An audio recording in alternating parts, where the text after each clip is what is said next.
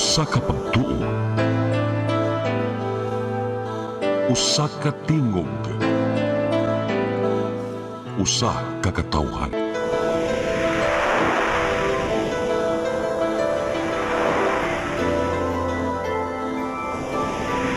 Cebu Catholic Television Network.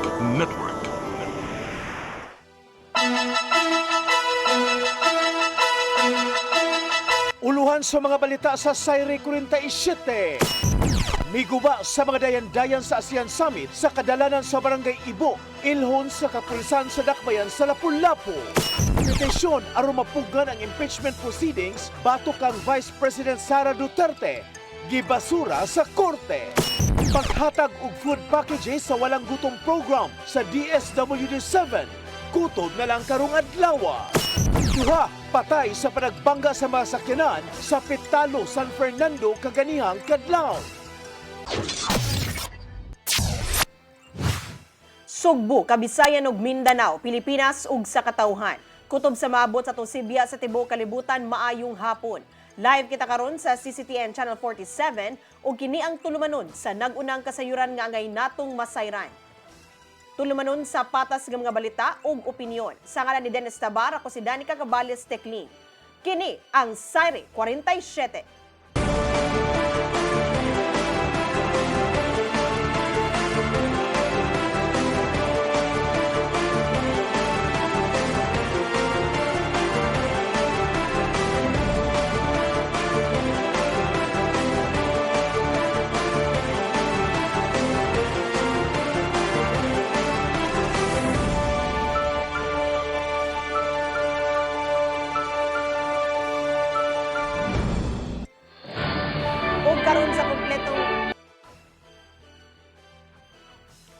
Karon sa kompletong detalye sa mga balita. Lapu-Lapu City Police Office gitahasan sa Police Regional Office 7 pagsusi sa giingong pagguba sa mga dayan-dayan sa ASEAN Summit sa kadalanan sa Barangay Ibo. Mga CCTV camera gipang subay na sa kapulisan. Ang kasayuran hatod ni Arnold Bustamante.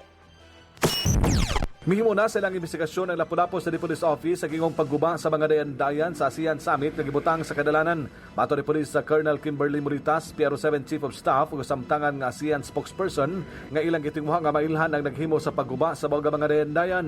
Iyang gipasabot nga kwarta sa gobyerno ang gigasto sa bawga mga decoration ug ang ngayon lang nga ilhon ug pasakan og kaso ang naghimo nini. Awhag sa Police Regional Office 7 sa publiko nga ampingan ang butang nga iya sa gobyerno tungod kay buhis sa mga tao ang gigasto ug gipalit ini. We remind the public to please take good care of our government properties. Pera po natin yan, no? Pera natin ang ginamit dyan, pinambili dyan. So, wag po natin sayangin yung resources, yung pinupuntahan ng taxes natin. That's the money of the people, and we request and we seek everyone's cooperation to secure all these properties, to make sure that we show the beauty of Cebu. Ibutyag ni Bolitas nga ang tanang CCTV camera sa Dakbayan sa Lapu-Lapu makita sa Multi-Agency Command Center CONMAC lakip na sa syudad sa Sugbo ug Gamandawe subay sa karihukan sa 48 ASEAN Summit. Ilang gipang susi aga mga CCTV mataga iskina sa Dakbayan sa Lapu-Lapu aron mailhan kung kinsa ang naguba sa mga dayan-dayan. Lakip sa makita sa CCTV ang tanang deployment sa kapulisan ug kasundaluhan alang sa seguridad sa mga delegado. Una na nga miyawhag si Mayor Cindy King Chan sa kapulisan nga ilhon kinsa ang naguba sa ilaga gipamutang nga dekorasyon sa Barangay Ibo nga giagian sa convoy sa mga delegado sa ASEAN Summit. Siyang post sa social media iyang gipahibaw ang mga upunganon nga mohatag siya og ganti sa mga tudlo sa naguba sa mga dayan-dayan sa daplin sa karsada. Arnold Bustamante, CCTN News. Syudad sa Mandaue planong muhatag og ganti sa mga makatudlo sa mga tao responsable sa pag-vandalize sa mga koral sa syudad. Kinitungod ang bagong gipintalan sa syudad ang gihugaw-hugawan na usab pagbalik. Ang kasayuran natod ni Mary Rose Sagarino. Giangkon sa mga opisyal sa syudad sa Mandaue nga hagit alang kanila ang pagmino sa vandalism sa mga koral.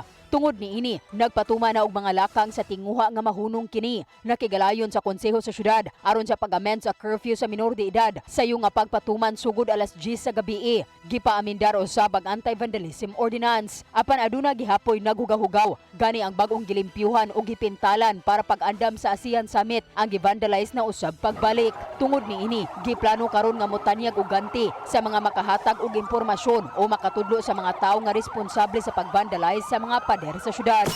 Hugaw-hugaw, kung dili gali mo kasumbong kay inyong silingan, pwede pa ninyo mabidyohan lang yan.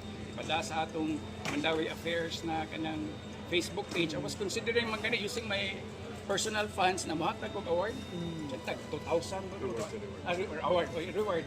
Reward na kung kinsa ni makasend og video, kung kinsa ni mga naghugaw-hugaw para ma-minimize natin. Gusto usab nga hugot nga ipatuman ang community service isip silot batok sa mga masakpang mag-vandalize. Pag dili gini nato ma-eradicate or at least ma-minimize kay ato mga ganing syudad. Kusog kita, bari mga bisita diri, yung sa tamalipay, yung ingnon tag gawa sa tanan inyong balay, di ba, kana inyong syudad. So, para ato maning tanan. Diba sumaintag ka ng tinabangay lang sa ta. Matod ni Uwano nga ipadayon sa syudad ang pagpanglimpyo o beautification bisan pa og mahuman na ang ASEAN Summit. Mary Rose Sagarino, CCTN News. Pakyas ang giduso nga petisyon ni Attorney Mans Carpio aron mapugna ng impeachment proceedings batok ang Vice President Sara Duterte. Kinihuman gibasura sa Quezon City Regional Trial Court Branch 81 ang reklamo sa kampo ni Carpio. Matod sa korte nga walay jurisdiksyon ng RTC aron manghilabot sa gahom sa House of Representatives nga mohimo og impeachment proceedings subay sa nalatid sa konstitusyon. Samtang gibasura usab sa korte ang gipangayo nga writ of preliminary injunction batok kang House Speaker Bogie D, House Committee on Justice Chairperson Representative Jervil Luistro ug BIR Commissioner Charlito Martin Mendoza. Gitataw nga adunay gahom ang House Committee on Justice nga mo-issue og sabpina nga kabahin sa ilang constitutional mandate sa impeachment process. Samtang moabot na sa 215 ka mga kongresista ang andam mubutar pabor sa impeachment batok ni Vice Presidente Sara Duterte. Kinisuma pa ni Bicol Saro Party List Representative Terry Ridon base sa ilang gihimong konsultasyon sa Kamara. Ang maong gidaghanon sama sa mga mipirma sa unang impeachment complaint niadtong Pebrero 2025 nga sa kauwahian gideklarar sa Korte Suprema nga unconstitutional tungod sa kakuwang sa due process. Ning higayuna kumpiyansa si Ridon nga makasaka sa Senado ang articles of impeachment tungod kay sobra na kini sa 106 ka mga boto nga minimum requirement aron mapasaka ang kaso. Sa report sa House Committee on Justice, adunay nakita nga probable cause ang komite labot sa mga aligasyon kabahin sa misuse sa confidential funds nga moabot sa 612.5 million pesos.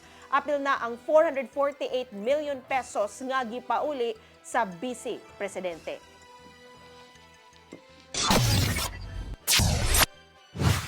Gisiguro ni Mayor Nestor Archival nga nagpabiling luwas ang padayong katukuran sa Cebu City Medical Center building. Gisusi nilang Archival ang mga ibabaw nga andana sa CCMC building o gisubay kung nasunod ba sa mga safety standards ang pagpatukod niini.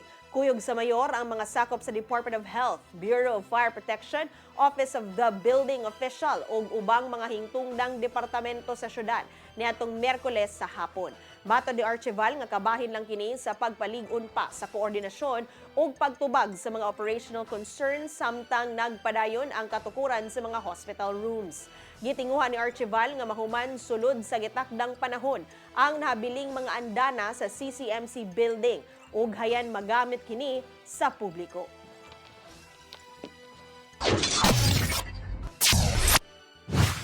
Kapin 4 million ka mga estudyante lukop nasod. Maayo na ang ilang pagsabot sa leksyon sulod sa eskwelahan. Kini ang nahimong report sa Department of Education ning pagtapos sa school year 2025 to 2026. Ang kasiren hatod ni Gian Navarro. Gitaho sa Department of Education nga maayo na ang pagbasa o pagsabot sa moabot sa 4.5 million ka mga estudyante sa tanang grade levels lukop Pilipinas ning pagtapos sa school year 2025-2026. Gikan kini silang kahimtang kaniadto diin hinay ang ilang literacy skills o pagkat-on sa ilang mga gipampasa o sa mga nakita sa matag leksyon. Matod di Education Secretary Sani Angara nga resulta kini sa subsob nga pagpaningkamot sa ahensya pinagi sa mga remedial o ubang literacy programs sulod sa eskwelahan. Tungod nini, hinay-hinay nang nakabot ang pagmenos sa ihap sa mga tinun-ang naglisod sa pagsabot. Gisiguro gyapon ni Angara nga mulambo ang learning recovery pipeline sa mga estudyante gikan sa primary level hangtod na sa senior high level. Base sa ilang comprehensive rapid literacy assessment, rapid math assessment o Philippine Informal Reading Inventory kon PhilIRI ni menos ngadto sa 2.2 ang mga estudyanteng naglisod sa pagkat-on o adunay low literacy skills. Gikan kini sa 6.7 million ka mga tinun-an nga natala sukad sa pagsugod na sa school year 2025-2026. Ang mga estudyante nagkinahanglan niya ng panahon na o din nila ang tabang alang sa pagbaton og foundational skills sama lang sa phonemic awareness, decoding o basic comprehension.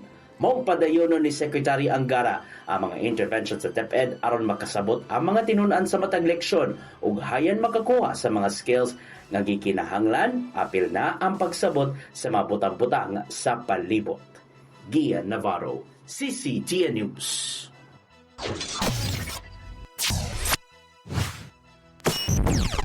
Mosunod, paghatag og food packages sa walang gutong program sa DSWD-7, kutob na lang karong adlaw. Kana og daghan pang mga balita sa pagbalik sa Sayre 47.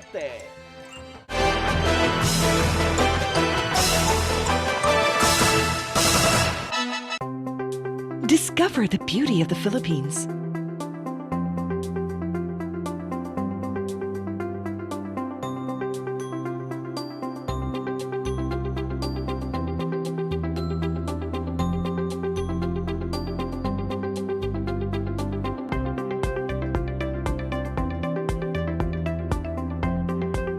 With Philippine Airlines, the country's flag carrier.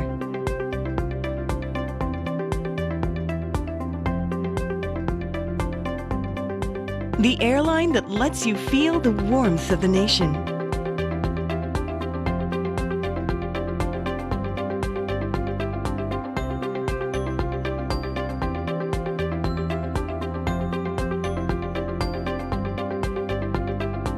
Mabuhay!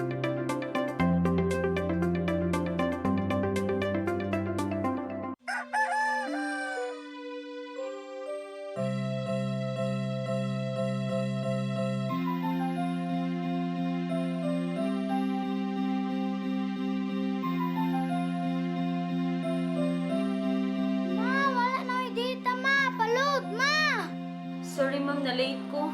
Nangita pa mong ko para internet sa kong anak, ma'am. Ay, wala na yung problema. Pag Sinisibu! Sinisibu, Sinisibu. For your internet connection. And for the signal of your cable TV. So fast and straight the transmission to your phone. Sinisibu! Sinisibu, Sinisibu. Offers you to have fiber optics. For your viewing experience, perfect and clear so far. So great and affordable for you to enjoy. Sinisibu. Sinisibu Television Network Incorporated offers fiber to the home broadband internet bundled with fiber to the home cable TV connection. Sinisibu Television Network Incorporated with its operation in Metro Cebu and the whole province of Cebu soon. And affordable for you to enjoy. Sinisibu!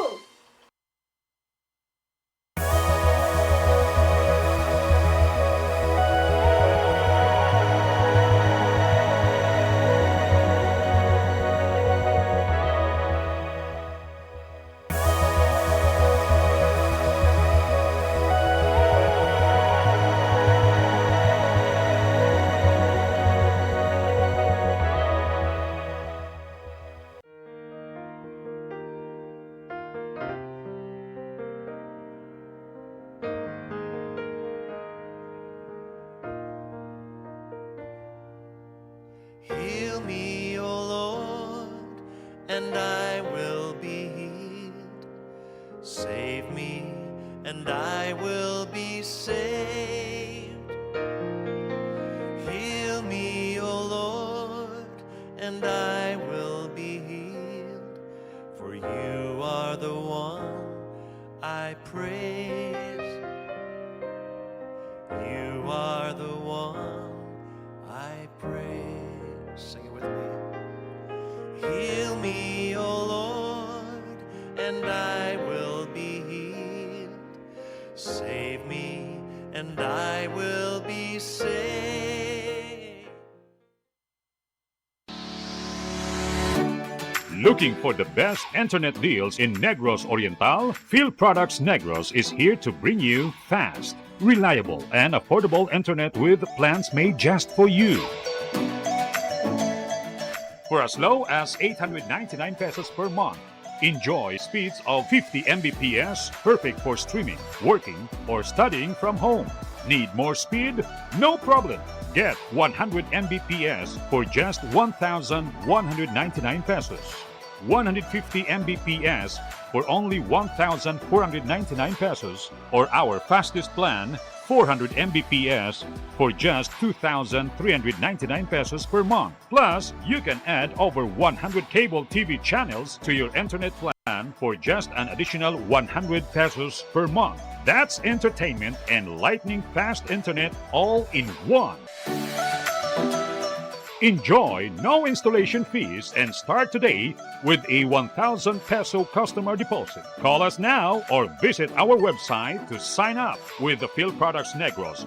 You get internet that's affordable, reliable, and local. Field Products Negros, bringing you closer, faster. Call us at 0917-631-5240 or visit our website www.fieldproductsnegros.net or our Facebook page, Field Products Dumaguete. Subscribe now.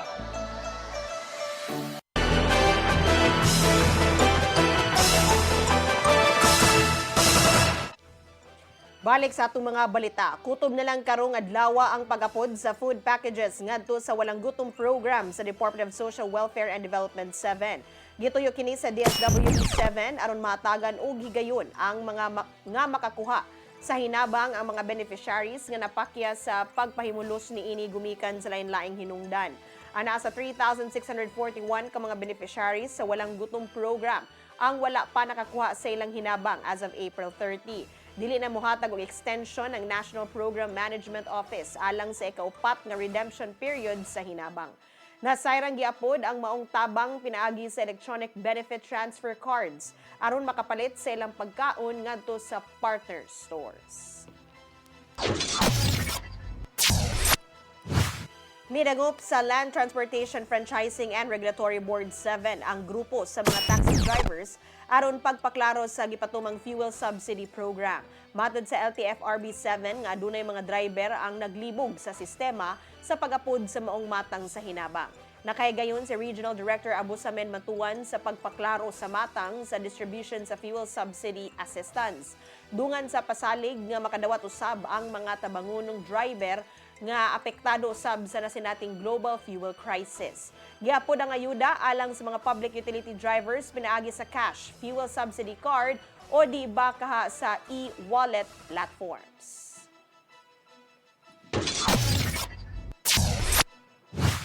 Mihatag og libreng sakay ang Lapu-Lapu City Government ngadto sa mga commuters nga mopaingon sa tagsa-tagsa nilang padulngan. Isugdan kagahapon ang maong inisyatiba aron matabangan ang mga apektadong mga jeepney drivers sa nagpadayong global fuel crisis. Libreng makasakay ang mga residente gikan alas 6:30 hangtod alas 7:30 sa buntag gikan sa babag paingon sa merkado. Moabot sa 24 ka mga jeepney drivers ang gipaubos sa napo kaadlaw nga Cash for Work program sa syudad. Kabahin kini sa gihimong mga lakang sa dakbayan sa Lapu-Lapu aron matabangan ang mga sektor nga apektado sa mahal na kaayo nga presyo sa petroleum products.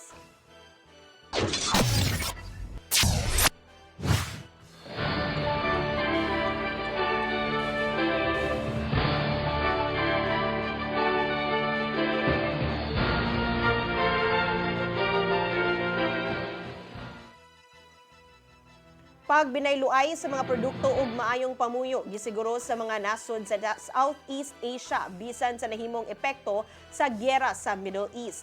Gituki kini sa serye sa mga meetings isip kabahin sa mga kalihukan sa ASEAN Summit dinhi sa Sugbo. Ang kasayran hatod ni Gian Navarro. Common denominator sa mga meetings sa Lain-Laing Council o committees ubos sa Association of Southeast Asian Nations kun ASEAN ang epekto sa gyera sa Middle East. Sa Economic Community Council meeting nga gipanguluan ni DTI Secretary Maria Cristina Roque, gitinguhan nilang mapadayon ang pagbinayloay sa mga produkto tali sa 11 ka mga nasod sa rehiyon. Kinibisan pa man og naapektuhan ang logistics sector tungod sa nagkasakang presyo sa krudo nga may epekto sa nagpadayong kagubot. Sumapa ni Roque nga kung maggamit nila ang mamahimong kasabutan, unsaon pagpadayon sa pinalitay sa mga produkto, hayan masalvar pa ang ekonomiya sa isig kanasod nga di halos matandog bisan sa krisis. And that it remains just as critical today. Because the challenges we face now, from rising energy costs to supply chain disruptions, are, at their core, disruptions to connectivity.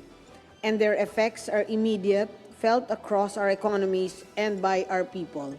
Giila ni Roque ang kontribusyon sa Sugbo isip ganghaan kun gateway sa trade and industry sa nasod ug sa rehiyon ug mayong dapit aron magpadayon ang nagkadaiyang negosyo kay pinaagi sa maayong pagpakig-alayon ug glarong koneksyon makalingkawas kadugayan ang Southeast Asia sa epekto sa global fuel crisis. Because beyond this room, what matters is impact. Our people will not see the discussions, but they will feel the results in stable prices, functioning supply chains, and continued opportunities. Samtang sa ASEAN Political Security Meeting, gitingo sa mga ASEAN member states ang malinawong pamuyo bisan ug padayon ang panagbangi sa isig kahabig sa Middle East. Gipanguluan ni Foreign Affairs Secretary Maria Teresa Lazaro ang mga diskusyon pahit sa hugot nga seguridad, pagtahod sa international law ug maayong koordinasyon sa isig kanasod. Gawa sa lain-laing hulga sa palibot, gibantayan sa mga nasod ang cybersecurity diin. Gikabalakan ang posibleng paggamit sa modernong teknolohiya aron makahimo og krimen. Our vision is crystal clear, a peaceful, stable, and secure region based on the fundamental principles as enshrined in the ASEAN Charter, the UN Charter, and principles of international law. Kini kay inusab sa mga nasod sa Southeast Asia nga mopasulabi pa ang transnational crimes ngadto sa isig kanasod. Mong kinahanglanon ang commitment sa mga member countries. I look forward to our discussions today as we take stock of the progress thus far in this political security pillar under the backdrop of recent developments concerning the region's political security landscape. Kung sumadahon tanan-tanan ang mga isyong gipangtuki sa ASEAN karong adlaw dinhi sa Sugbo, kinilang ang gisiguro sa mga delegado gikan sa isig kanasod sa Southeast Asia. Kinahanglan magpadayon ang pagbinayloay sa serbisyo ug produkto tali sa isig kanasod, samtang gisiguro ang mas luwas nga pamuyo bisan pa man sa lain-laing hagit gagatubang sa rehiyon. Reporting gikan diri sa International Media Center, Gian Navarro, CCTN News. Luwas nga pagpahigayon sa mga mahinungdanong panagtapok sa ASEAN Summit dinhi sa Sugbo. Gipalabi sa National Organizing Committee pinaagi sa giandam nga contingency plans. Taliwa kini sa gibantayang lakat sa panahon ug posibleng hulga sa seguridad. Ang kasayran hatod ni Gian Navarro. Naabdan sa mga tigbalita nga gisusi sa mga sakop sa ASEAN 2026 National Organizing Committee ang kahimtang sa palibot sa International Media Center sa siyudad sa Lapu-Lapu. Nagbahas-bahas sa mga sakop sa Community on Security, Peace and Order and Emergency Preparedness sa mga venue sa ASEAN Summit aron pagsuta sa gipahimutang na nga ilang security plan. Matod ni Undersecretary Ignacio Madriaga sa Department of National Defense ug chairperson sa maong komite nga naka-standby ang mga medical teams nga moatiman sa mga adunay gipamati sa lawas ug ubang emergency. Nakaalerto usab ang mga security teams sa sulod ug gawas sa venue aron malayo sa kakuyaw ang mga meetings ug ubang kalihukan. To put in place a medical team inside this area so that whatever contingencies, medical emergencies, our team would be able to respond immediately. And that concept is being executed throughout the whole island of Cebu to ensure that the ASEAN hosting of the Philippines would be a success.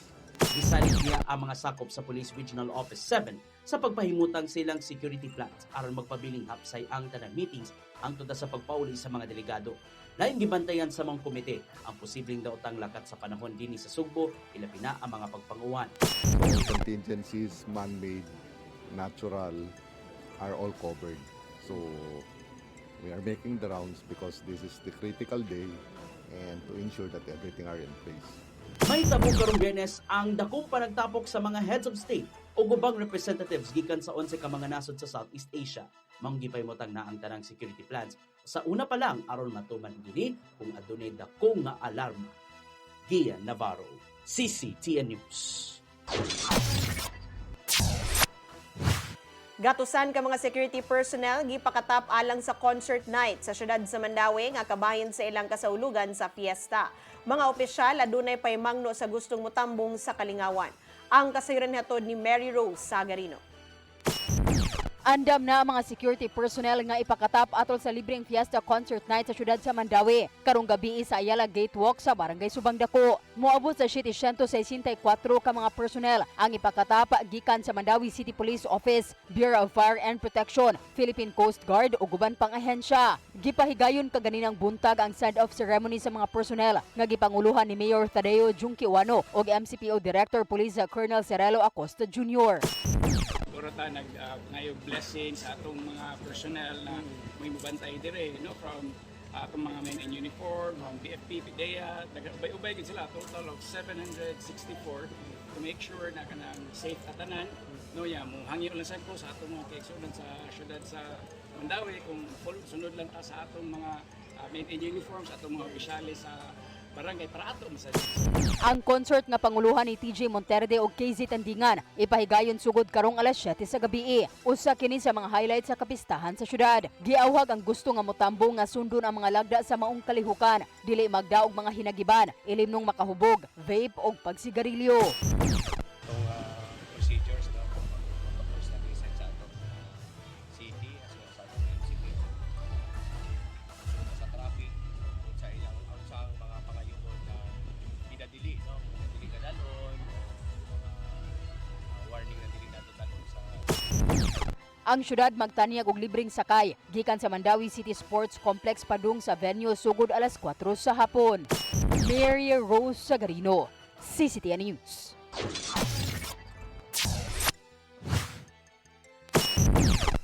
Mosunod, duha patay sa panagbangga sa mga sakyanan sa Pitalo, San Fernando, kaganihang kadlaw. Kana og daghan pang mga balita sa pagbalik sa Sayre 47.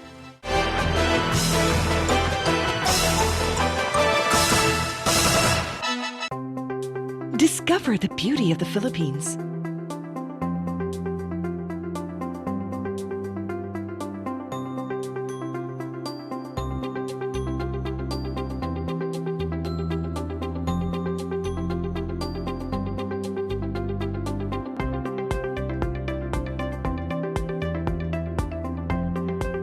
With Philippine Airlines, the country's flag carrier.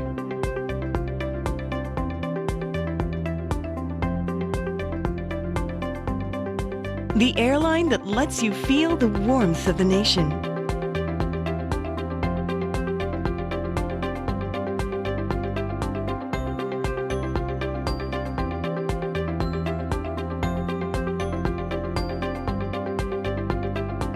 Mabuhay!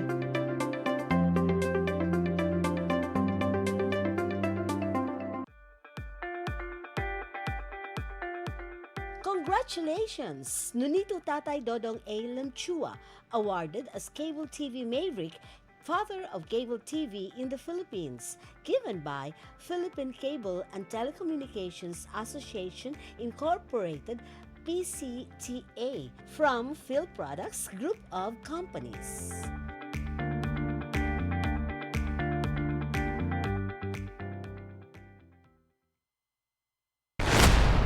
Your song. Your music. Your listening pleasure. Sing it, Cebu! And if I don't need you, This, my darling, I've been told. Jody was the girl who lived next door. I've known her, I guess, 10 years or more. Saving all my kisses just for you. You got me jumping like a crazy clown, and I don't think you're right to put him down. Since I kiss me, love and lips on wine, the things that bothers me is that I can find. Hey, hey, set me free. Stupid Cupid, stop picking on me.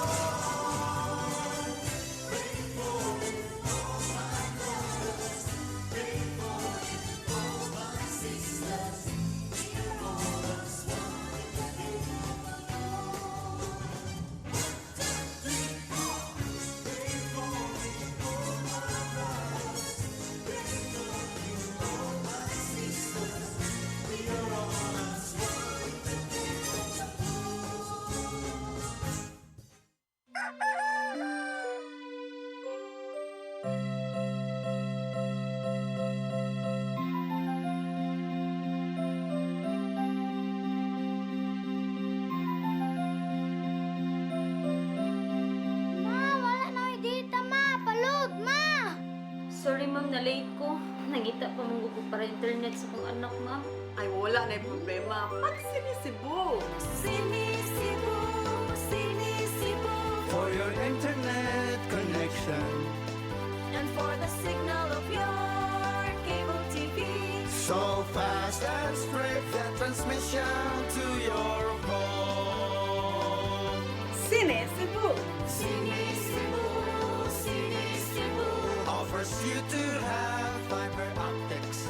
For your viewing experience, perfect and clear so far. So great and affordable for you to enjoy. Sinisibo. Cine Cebu Television Network Incorporated offers fiber to the home broadband internet. Bundled with fiber to the home cable TV connection. Cine Cebu Television Network Incorporated, with its operation in Metro Cebu and the whole province of Cebu soon. And affordable for you to enjoy. Sinisibo.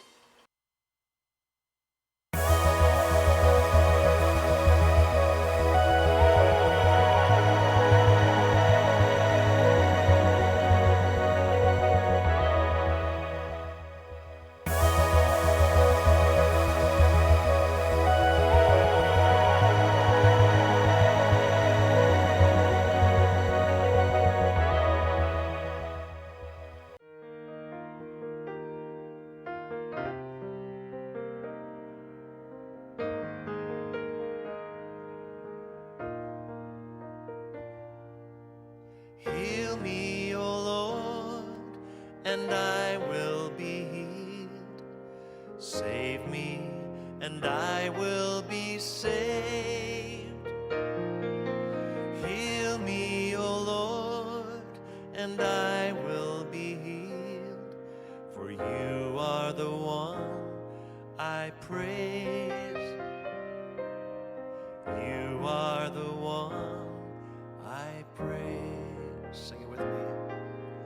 Heal me, O Lord, and I will be healed. Save me, and I will be saved.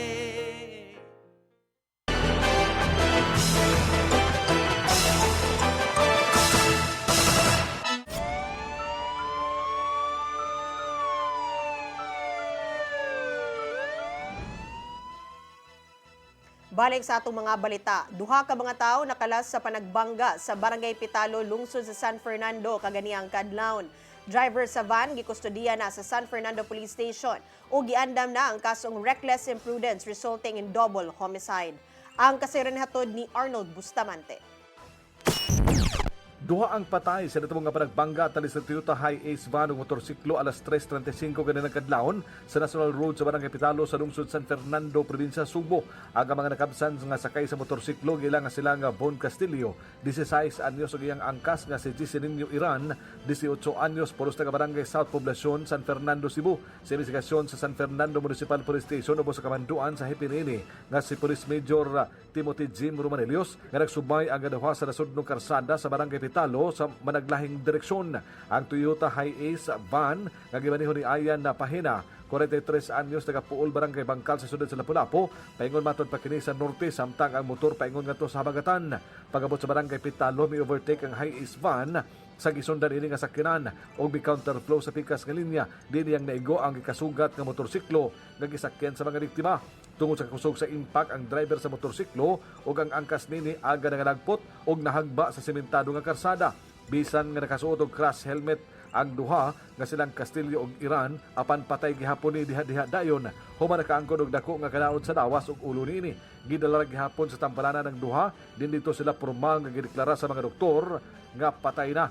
Kasamtangan nga gikustodiya sa San Fernando Municipal Police Station ang driver sa Toyota Hi-Ace nga si Pahina ug magatubang kinig reckless imprudence resulting in double homicide. Arnold Bustamante, CCTV News. Gipasidunggan sa syudad sa Mandawi ang Barangay Kanduman ug Mantuyong isip top performing barangay sa pagpatuman sa solid waste management. Sumala sa Mandawi City Environment and Natural Resources Office kun MSENRO, ang maong pasidungog nagpakita sa lig-on nga paningkamot sa mga barangay sa pagpatuman sa solid waste program ug sa pagpanalipod sa kinaiyahan. Ilabi na sa hustong pagdumala sa basura ug pag-atiman sa kalimpyo sa mga katubigan. Sa Waste Division Program Category, nanguna ang Barangay Kanduman nga nakadawat og certificate og 60,000 pesos nga cash incentive. Gisundan kini sa Barangay Subang Dako nga nakadawat og 40,000 pesos, Barangay Paknaan 30,000 pesos, Barangay Kasuntingan 20,000 pesos ug Barangay Tabuk 10,000 pesos. Sa excellent implementation of trash traps in local waterways category, top 1 ang Barangay Mantuyong nga nakadawat og 10,000 pesos. Gisundan sa Barangay Gizo ug Barangay Tipolo nga tagsa-tagsang nakadawat og certificate og 10,000 pesos.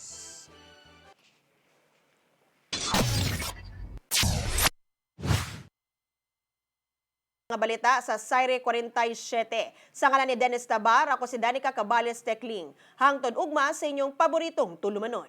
Saire 47.